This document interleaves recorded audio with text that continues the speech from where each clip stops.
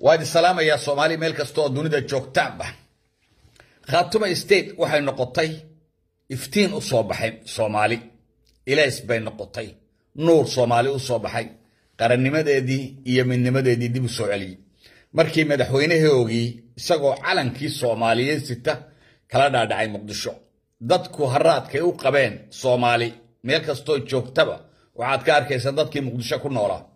haraadka ay u qabeen midnimo Soomaaliyeed qarannimo Soomaaliyeed dawlad Soomaaliyeed oo midaysan haraadkay dadku u qabeen halkaas aad dareenka ka arkaysaa wixii dawlad ku jiray institutionka dawladda meel kasta madax ka ahaa iyo shicibba sida loo soo dhaweeyay baad arkaysaa ilaa maanta xaflad buu ku jiraa waa public figure taariikhda ayuu galay waxaana keenaya waa halgankii loo galay midnimada Soomaaliyeed waxa jacaylka inta la keenay waa Soomaali jacayl waa ciid jacayl waa qaran jacayl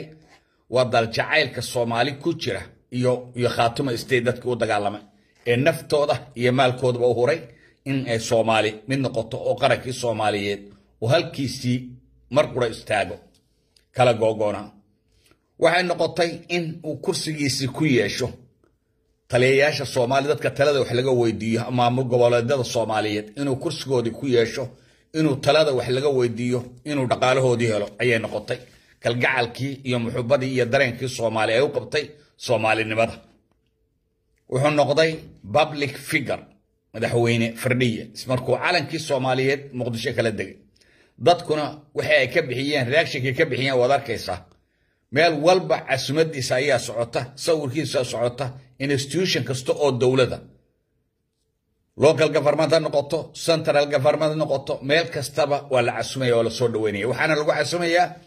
dadku waxay dareemayaan qarannimo Soomaaliyeed oo kala maqaneed oo kala goonayd buddibu soo celiyay oo isagoo calankii wata ayuu Muqdisho ka soo dhaadhacay waxa kale oo dhageystay saaka xalay waqti dambe Musabbixi oo hadlay Musabbixi kama hadal wixii ka dhacay Goojacad halaagii iyo jabkii ku dhacay ciidankiis kama hadal dhaqaalihii dalka oo burburo oo inflation ku dhacay shilinkoodii kama uusan hadal ciidamadii ku dhintay halkaas ee ku haligmay cidii mas'uulka ka ahaydna kama hadal wuxuu ka hadlay dagaal baa lagu jira waa waligeed ba taasi way jirtay diversion dadka lagu hogaamiyaa marka maamulku saaqda dadka wuxuu ku hogaamiyaa walayna nacab yahay reer bayna nacab qolayna soo eegaysa qolayna khayirta dagaal baan ku jirnaa aan dhamaanayn ongoing war dagaal aan dhamaanayn baan ku jirnaa ciidan la dagaalamayana ma garanaysid waan dagaalamayna dad baa la urinaya dagaal baan galayna revenge baan qaadayna waa argoosanayna waxaasuu ku hadlay wuxuu ka hadlayay oo lahaa halkii xuduudeennii baan ku noqonaynaa xuduudii Somaliland ka tanaasulimayno oo yaa ka weydiinay yaa ku weydii xuduud bay leedahay Afrika mid walba xuduud bay leedahay xuduudda adigu aad lahayd ma dawlad baad ahayd Afrika markii xuduudaha ay qaadanaysay 1960kii xuduuday Soomaaliya kala lahayd dawladda Afrikaankii adigu ma dawlad baad ahayd xuduud baad lahayd waxaan rabaa qof waysa amba ugu aqoon badan reerkani oo aniga su'aalahayga ka jawaaba 1960kii ma dawlad baad ahayd hadda dawladdiinu xagee ka dhisnay iyo idinka xuduudda idin jeexay waa kow 18kii May iska dhaaf 1918kii May baad tiraahday waxaan qaadanay xornimo oo waan xorownay yaad ka xorowdeen 18kii May yaad ka xorowdeen xornimada ka qaatay haysteen dad Soomaaliyeed baan ahayd dadkuna Soomaali buu wada ahaay yaad ka xorowdeen 18kii May ciidan idin nacab ee hadiya jeer tirahana wayna nacabtahay waayo ee dagaalka kula jirtana la arkayn invisible war dagaalkani diversionka dadkiina aad ku hogaaminaysaan waa la nacab yahay Soomaaliland nacab waa la soo eegay dad baana nacab waa lagu soo duulay iyaa idinku soo duulay ciidan idinku soo duushay markasta duulimaadka idinku ee dadkiina u sheegtaan nacaybka inta la gelisaan waayo waxa Soomaaliland marma inaan jawaabteeda helo oo noo sheegtaan ciidan idinku soo duushay iyo dawladda heedeen leedka xuma markan horumar gaadhno ayaa la naga xumaadaa way cid horumarkiina ka xun anigu arrinka garan maayo daarood idinka ayaa ku duulay reerkan aad ka sheegaynayso idinka ku duulay daarood qabiilka ma uusan aqoon dadka intaa leeg Soomaaliya aragtay intay leeyihiin iyo dhulka ay degan Itoobiya Kenya Soomaaliya iyagay Soomaali la nooshahay oo la joogta qabyaaladana ma aysan noqon idinka qabyaalada bilaabay idinka ku duulay umad meel iska degan idinka rasaas iyo artillery la dhacay idinka fuqa iyo sankaba taagoori waan taagayna idinka markaad wax duqaysan yiri waxaan ku xafladeynaynaa dadkii aan laynay oo gabiile iyo Hargeysa iyo Barbaraba isku soo baxay iyo Burco hadalkaasi been ma idinka ayaa saamay marka ma idinka qabyaalada bilaabay mise qola qabyaalada idinku soo duushay soo wixii idinku aad durbaankii aad tuuteen un baa laydinla join garay waa laydin yimid markaa imika daarood idinka qabyaaladii baray idinka midnimadii baray idinka mideeyay marka ha oranay qolaa nagu soo duushay cid kugu soo duushay ma jirto waxa idinku bilowdeen waa reaction kiun action walba wuxuu leeyahay reaction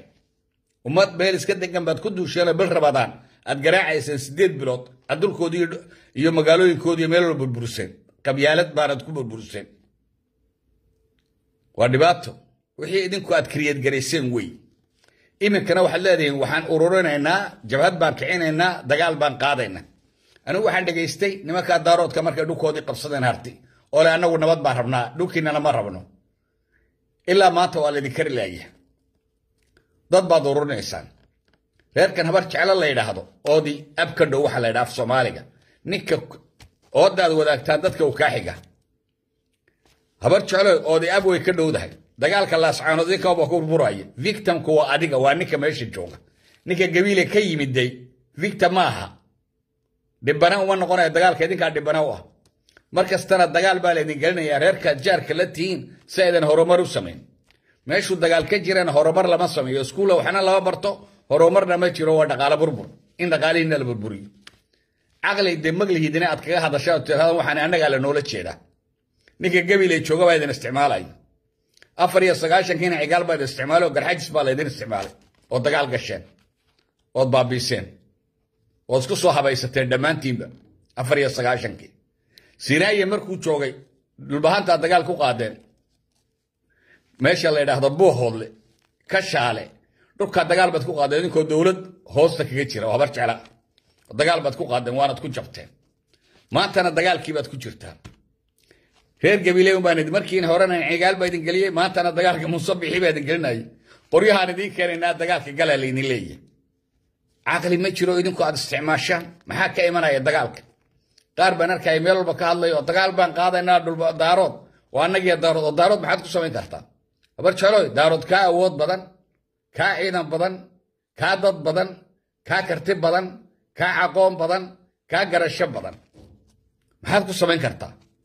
haddaad daarood amba harti dagaal ku soo qaado wixii halkan ka dhacay gooja cadun baa dhacayo waad garanaysaa wixii un baa dhacay wax ka duwan ma dhacayo Soomaalidu way ogtahay kabahood gacanta ku qaadataan oo orodaan waxba baalasha iga yaacay wixii lahaydeen baa dhici waxba baalasha idinka yaacay Soomaalidu waxay tiraan nin wala markay nabad jirto laba nin weeyaan amba Faransiisku wuxuu yiraahdaa ninka loo digay waa laba nin hadii lagu digo waa laba nin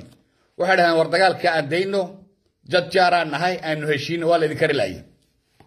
musabixiye reerkiisa idin hogaaminay iyo odagii 94 kii hogaaminay dagaalkii abarwarta edgarxajis ku qaadeen odagii 90 jirka ma dhintaan bayaku iyo waxa la yiraahdaa inay kaayiniyo dadkaas dad dhinto ma dadka xumay malaha ma dhintaan aniga walaalka ee sanan buu ahaa hogaanka ee sanan buu ahaa wasiir buu iyaga la noqdo u dhintay ragii wanaagsanaan oo dhan waa dhintaan iyagu ma dhimanayaan oo adiga arkay 91 kii wasiiray maantana wasiiro waliba dad kale inay sii laayaan ba iyagu inay dhintaan ma rabanay dad dhintaan marka reerka habar jecel la yiraahdo xawaal baa la idin qodaya intii idinka hadhay dagaalkii gooja cad ka hadhan halkan aad gali doontaan ninkan la idinka horgeeniyo waa nin aan iska celin karin reer aan iska celin karin way waxa halkan uga hanjabaysan cid kuugu soo gurmanaysana ma jirtee caynabo ayaa la isku imanaya Burco nabadda fiican nabadda inaad qaadataan baa la qaatay qof nabad loogu baaqay waa inuu nabadda qaataa waayo khaatuma state waa dawlad maanta meel walba waxbay ka helaysaa maamulka Soomaaliland oo ogtaa maamul saaqaday hatta haduu wax ka ilaa dibadda wada arkaysa dawladda Shiinaha ayay ka hor yimaadeen oo yiraahdeen Taiwan baan anagu aqoonsanay waxa feedback keenayso ma garanayaan yaani aqali dad aqoon leh meesha ma fadhiyaan Taiwan baan aqoonsanay Shiinay ka soo horjeedaan oo dunida quwadda labaada dhaqaale wax walba ayay ka soo horjeesteen oo Taiwan baan aqoon Taiwan oo iyadu aqoonsi haysan waa systemka marba waxay leeyihiin dagaal baan ku jirnaa waa diversion war dalkii wixii ka jira ayaa la qaranayaa dhaqaalahoodii baa burburay shilinkoodii waa 00 maalmaha soo socda ciyaadu soo bixi mayso dagaal bay ku galayaan dhulkoodina way wada iibiyeen marka Somaliland waxaan kula talin lahaa Soomaaliina iska birtaan waayo no choice kale ma jiro idinkoona waxba leedin weydiinin oo waxba tale leedin ka weydiinayaan ku birtaan Soomaali weyn taas taladu halkaas ay taalayna Soomaali ka mid noqotaan oo Soomaali qayb ka noqotaan oo qaranka Soomaaliyeed ad ku birtaan baa idin fiican goor isku taag iyo 230 sanadood beentii la sheegay way dhamaatay cid walba way ogtaa inaad maanta riya ku nooleedeen dawlad baan ahaan jirnay waxa dawladooda ahaan jirteen iyo madaxweynaha lahaydeen iyo baarlamaan lahaydeen iyo calaamad qaadateen iyo meelad ka taagteen midna toona ma jirto 18 mayna dawlad ad haydeen iyo cid ad ka qaadateen xornimo ma jirto oo qaranka Soomaaliyeed baa u duusanaa 60 kaanu 60 kiiba saylac ku dhashay abaayna saylac madax ka chief local authority Republic of Somalia warqadiis oo dhan ku qornaa Soomaaliya 60 kiiba jir marka riyada ka baxo run yimaada come to the reality runtu waa daawo beentuna waa munaafaqad waxaad ku nooshiin oo musabixi kule dagaal baa ku jirnaa dagaal lagu jiraa ma jirto waa no reason dadku rabaa inuu ku hogaamiyo waa diversion war baa leeyahay waa been ayuu idinku hogaaminaya iyo waxaan jirin ya hamash waxaan jirin weeyaan aad baan idin salaamaya Soomaaliya waan midoobay maanta shantii Soomaaliyeed way israacday calankii waqooyiga yaalana waa ka Muqdisho yimiday ilaa imkan xafladiisa lagu jiray cid walba waa xafladiisa ayay ku jirtaa aad iyo aad baan anagu ugu faraxsanahay Soomaalinimada inta Soomaalinimada jecel iyo dadka koonfurta Soomaalinimada soo jeceliin waxa kale oo la yaabay jannada taale Muqdisho reer waqooyiga u tagayaan reer Hargeysa iyo reer Gabiile iyo Berbera jannadan xamar u tagayaan xamar taale Hargeysa oolin Soomaaliland taana weydiinaya iyo dadka aqoonta leh halka ay tagayaan dadka ku dilayaan ee qarxinayaan jabhada argagixisada ku biirayaan mid walba oo argagixisada madax kaana iyagaya jannada halka taale maxaa Hargeysa looga waayay amba Gabiile looga waayay ana kala beer looga waayay Burco looga waayay jannada halka taale ay tagayaan ee jannadii waa la tagayaa xamar taale janna xamar taale ma jirto waa munaafaqad dadkaas noo diidaya nabadda iyo nolosha loo diidaya wax noolaada la diidayo iyaga ma ahayna cid kale oo noolaata ma ogola waa inaad ka digtoonaataan waxani in badan bay idinku socdeen waxan waa laga fogaadaa waa la gartaa qofka munaafiqa god 10 jeer ama 2 jeer lagu qarinaa laakiin waa inaad ogaataan meeshan inuu shirqool jiro oo laga xun yahay qarannimada Soomaaliyeed iyo koonfurta nabadda haysata iyo midnimada Soomaaliyeed laga xun yahay sadarteen la idin qarxinayo aad baan idin salaamaya